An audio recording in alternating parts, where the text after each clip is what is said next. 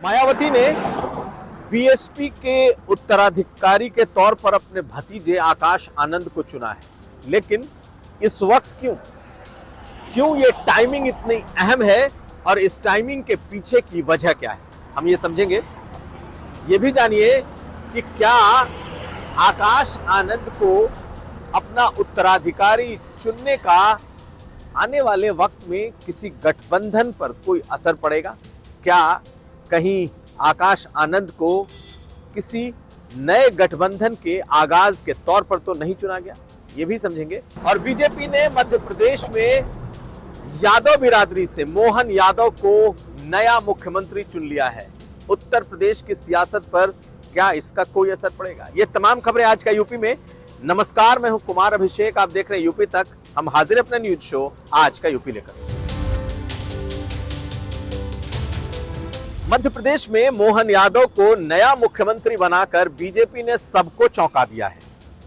उत्तर भारत की उस सियासत को बदलने की कोशिश की है जिस सियासत पर अभी तक मुलायम सिंह यादव और लालू यादव का दबदबा और हक हुआ करता था।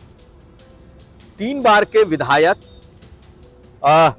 संघ से जुड़े, एबीवीपी से निकले मोहन यादव को बीजेपी ने अपना मुख्यमंत्री बना दिया।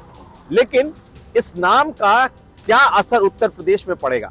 दरअसल कहते हैं नाम में क्या रखा है, प्रदेश में क्या रखा है, वो तो मध्य प्रदेश के मुख्यमंत्री हैं, लेकिन हलचल उत्तर प्रदेश और बिहार जैसे राज्यों में क्यों है?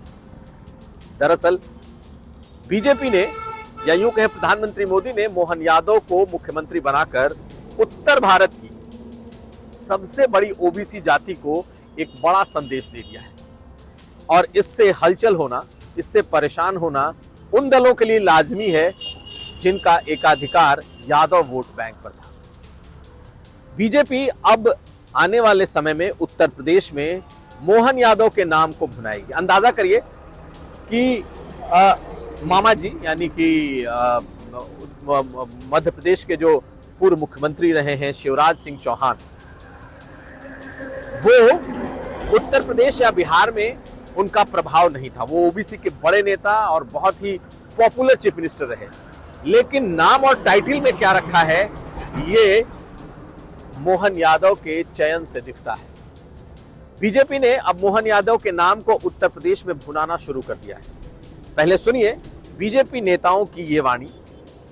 यूं तो बिहार में भी सुशील मोदी ने ट्वीट कर लिखा है कि तेजस्वी यादव को तो नहीं बना सके, लेकिन प्रधानमंत्री मोदी ने यादव मुख्यमंत्री दे दिया।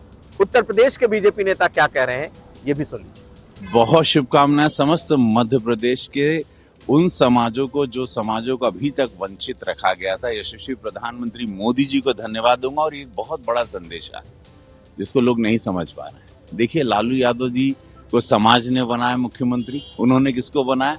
अपने बेटे तेजस्वी यादव को। मुलायम सिंह यादव को उनके समाज ने बनाया। उन्होंने किसको बनाया? अपने बेटे को, अखिलेश यादव जी। और यशस्वी प्रधानमंत्री मोदी जी ने किनको बनाया? समाज से चुने हुए एक व्यक्ति को बनाया। इनका नाम मोहन यादव। 1984 से वो भारतीय जनता पार्टी की सेवा में थे, कार्यकर्ता, एक गरीबी से उठे हुए व्यक्ति। ये नाम किसी ने नहीं सोचा था, ये नाम आज चर्चा का विषय बन गया। मोहन यादव, मोहन यादव। अब सब लोग इतिहास को, यादव समाज में एक इतना बड़ा संदेश आ गया है।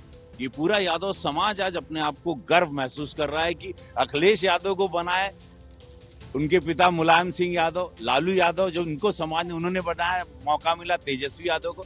मोदी जी ने बनाया मोहन यादव जी को, जिनको लोग नहीं, आप भी नहीं जानते थे। सब लोग गूगल करके अब उनको इतिहास खोल रहे हैं। ये है मोदी जी। ये बात तो जरूर है कि चाहे लालू यादव हो, तेजस्वी यादव हो या फिर अखिलेश यादव, सभी बीजेपी के इस फैसले को हवा में उड़ाने की कोशिश करेंगे, यानी कि ज्यादा तवज्जो ना दें, ऐसी बात कहेंगे और दिखाएंगे। लेकिन एक हलचल तो मची है, और हलचल इसलिए मची है क्योंकि बीजेपी ने सचमुच एक नाम, एक चेहरा आगे कर दिया है जो कम से कम इस बिरादरी के लिए सोचने वाला होगा। और चाहे वो उत्तर प्रदेश के वो जिले हों जो यादव लैंड कहे जाते हैं, चाहे वो उत्तर प्रदेश और मध्य प्रदेश की सीमा से सटे हुए बुंदेलखंड के इलाके हों, इन इलाकों में जहां पर यादव बिरादरी रहती है वहां इस नाम की चर्चा तो होगी। 2024 को लेकर इसे मोदी का मास्टर स्ट्रोक कहा जा रहा है और निश्चित तौर पर उत्तर प्रदेश, जहां पर यादव सियासत बहुत ही कह सकते हैं बड़े तरीके से दिखाई पड़ती है, वहां पर इस नाम को भुनाने और इस नाम का असर पैदा करने की कोशिश जरूर होगी। अब अगली खबर। तो आकाश आनंद कभी भी बीएसपी की कमान संभाल सकते हैं, इसलिए क्योंकि मायावती ने यह ऐलान कर दिया है कि अब बीएसपी में उनके उत्तराधिकारी आकाश आनंद होंगे।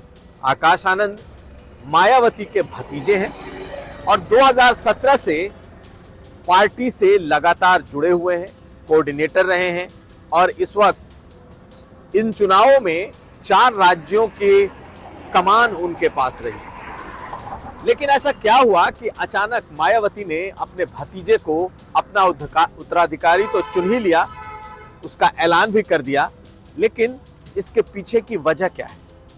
दरअसल ये वक्त बहुत ही अहम है। बीएसपी के भीतर से लगातार आकाश आनंद को लेकर एक पॉजिटिव फीडबैक पार्टी को मिल रहा था और वो पॉजिटिव फीडबैक इसलिए क्योंकि जिस तरीके से युवा दलित नेतृत्व उभर रहा था, खासकर चंद्रशेखर रावण ने अपनी पार्टी बना ली, एक पैठ बना ली।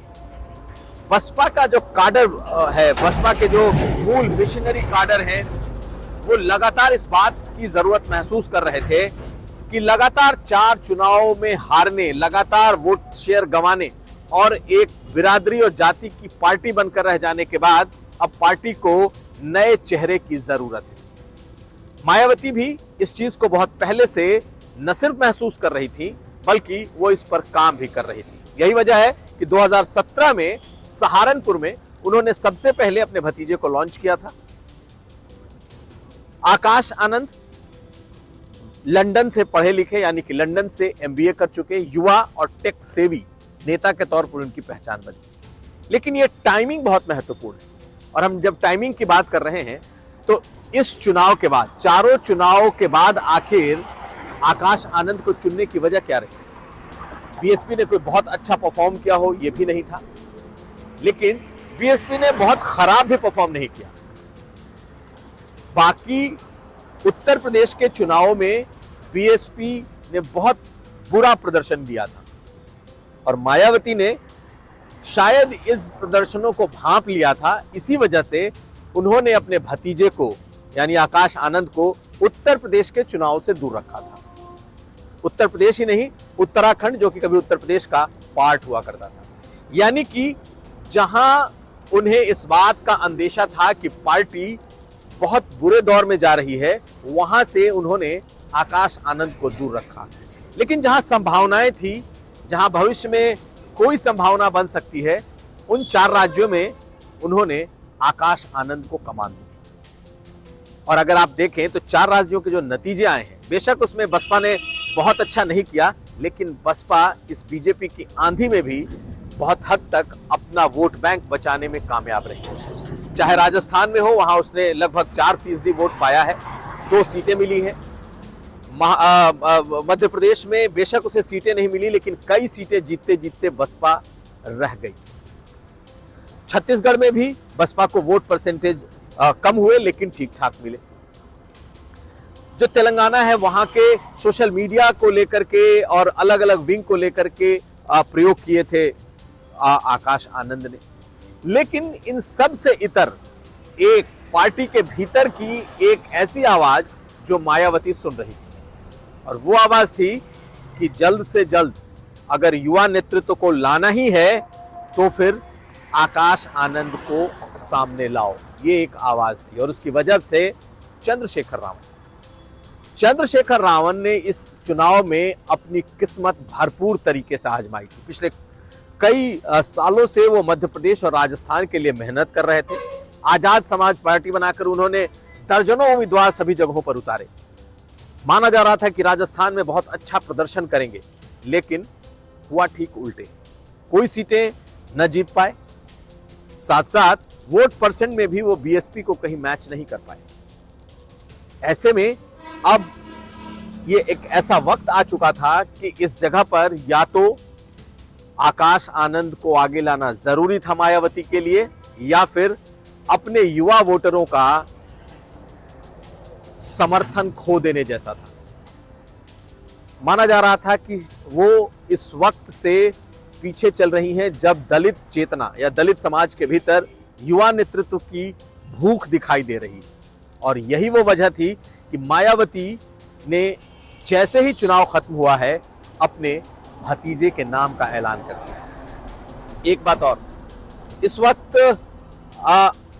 भीम आर्मी के प्रमुख चंद्रशेखर रावण को चुनाव से निराशा हाथ लगी, बहुत अच्छा परफॉर्म उन्होंने नहीं किया।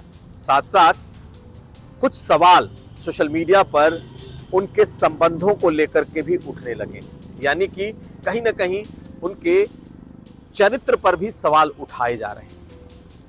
ऐसे में मायावती को यह बिल्कुल मुफीद वक्त लग रहा था कि जब चंद्रशेखर रावण जैसे शख्स पर सवाल उठ रहे हैं, उनकी पार्टी कुछ परफॉर्म नहीं कर पा रही और बसपा ने अपना किला कुछ हद तक बचा लिया है। ऐसे में अपने लोगों तक मैसेज देना, ऐसे में अपने युवा काडर को संतुष्ट करना और साथ साथ एक ऐसा चेहरा देना जो आने वाले वक्त में बीएसपी का चेहरा हो सकता है, भविष्य की कमान संभाल सकता है। मायावती ने आखिरकार अपने भतीजे को वो कमान दे दी।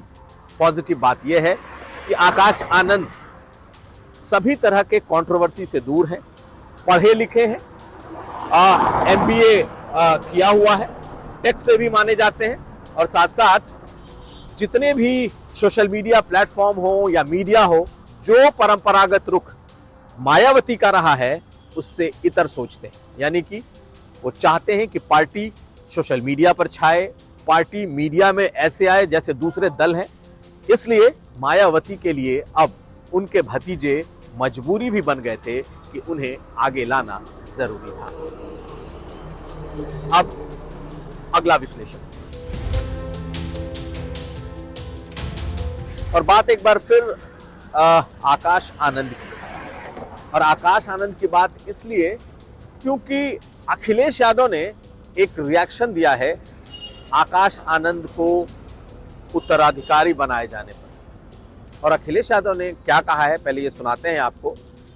अखिलेश यादव ने एक आगाह किया है और उन्होंने कहा है कि उम्मीद है कि आकाश आनंद के भी बीजेपी से रिश्ते नहीं होंगे या फिर वो अपने बीजेपी से रिश्तों से खुद को अलग रखेंगे। पहले आप अखिलेश यादव के इस बयान को सुनिए, फिर समझते हैं कि क्या कहीं मायावती के इस फैसले में कोई गठबंधन का राज तो नहीं छिपा है। आपका चैनल, आपके चैनल में कोई उत्तराधारी का आ जाएगा, उत्तराधारी का उससे क्या है, वो तो चैनल तो चलेगा ना। हमें उम्मीद है कि बीजेपी से दूरी बनी रहेगी उनकी। मायावती ने जब अचानक ही ये फैसला लिया कि उनके भतीजे आकाश आनंद अब उनकी पार्टी के सर्वे सर्वा आने वाले वक्त में होंगे, वही विरासत संभालेंगे, तो एक सवाल या एक बात उठना लाजमी था कि जब इस वक्त ये फैसला लिया गया है, ऐसे वक्त में जब देश में विपक्षी गठबंधन एक होने की कोशिश कर रहा है, कहीं इसमें कोई गठबंधन को एक करने का कोई मैसेज तो नहीं है। हालांकि अभी इस बारे में कुछ भी कहना बहुत मुश्किल है, लेकिन एक बात दिखाई देती है कि क्या आकाश आनंद को आगे करके आने वाले वक्त में क्या ये किसी गठबंधन के संकेत हैं? आकाश आनंद के रिश्ते कांग्रेस पार्टी से बेहद करीब इस सेंस में कि कई नेताओं से उनके संबंध हैं, और खास करके उनके जो फादर इन लॉ वो कांग्रेस के बेहद करीब माने जाते हैं। मायावती ने एक दिन पहले दानिश अली को इसलिए निकाल बाहर किया क्योंकि कांग्रेस से उनकी करीबी दिखाई दे रही। कांग्रेस उनके साथ खड़ी थी, वो कांग्रेस के साथ खड़े थे। अगले ही दिन मायावती ने अपने भतीजे को यानी आकाश आनंद को अपने विरासत को सौंपने का एक ऐलान किया।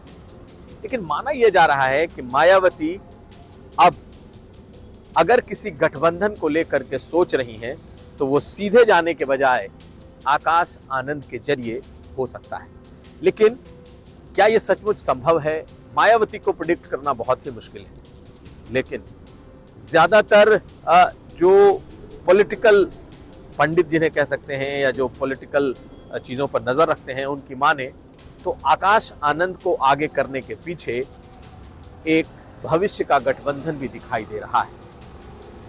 तो क्या यह भविष्य का गठबंधन सपा की तरफ जा सकता है, सपा कांग्रेस की तरफ जा सकता है? कहना जल्दबाजी है, लेकिन इसके कहीं ना कहीं यह राज भी छुपा हो सकता है। तो ये थी खबरें आज का यूपी की। हम कल फिर हाजिर होंगे, तब तक आप देखते रहिए यूपी।